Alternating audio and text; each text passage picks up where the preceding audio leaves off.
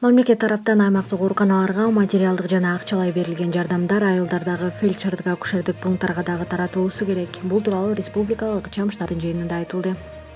Саламаттык сактоо министрлигинин линиясы аркылуу райондордогу аймактык ооруканаларга жеке коргонуучу каражаттар жана башка медициналык жабдуулар берилүүдө. Мындан тышкары дары-дармек алуу үчүн акчалай түрүндө жардам көрсөтүлүп жатат. Булар айылдарга чейин өз тартиби менен бөлүнүп берилиши керек. Айтылган ишти райондогу администрациялардын башчылары, акимдер көзөмөлгө алат, деди премьер-министр. Жыйындын жүрүшүндө өкмөттүн облустардагы ыйгарым укуктуу өкүлдөрүнө жана саламаттык сактоо министрлигинин аймактарындагы координаторлоруна медицина кызматкерлеринин кадрдык резервин түзүү иштерин күчөтүү милдеттендирилди.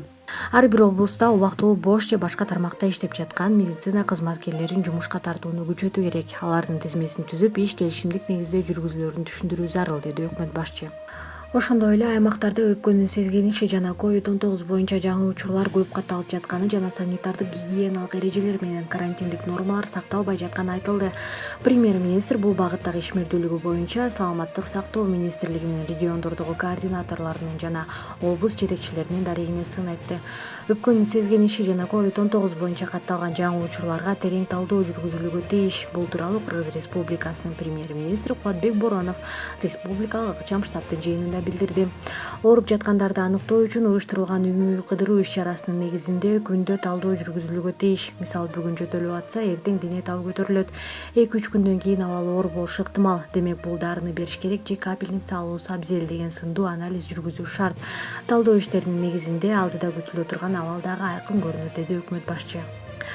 Жыйындын жүрүшүндө дары-дармек менен камсыз кылуу маселеси талкууланып, айрым дарыканалар медициналык каражаттардын баасын негизсиз жогорулаткан учурлары дагы элге катталып жатканы айтылды.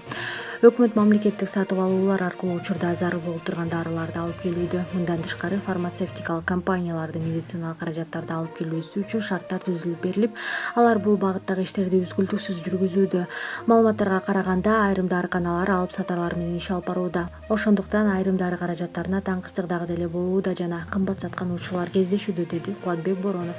Өкмөт башчы тармактык мамлекеттик органдарга дары-дармекке байланыштуу маселени көзөмөлгө алуу боюнча катуу талап койду.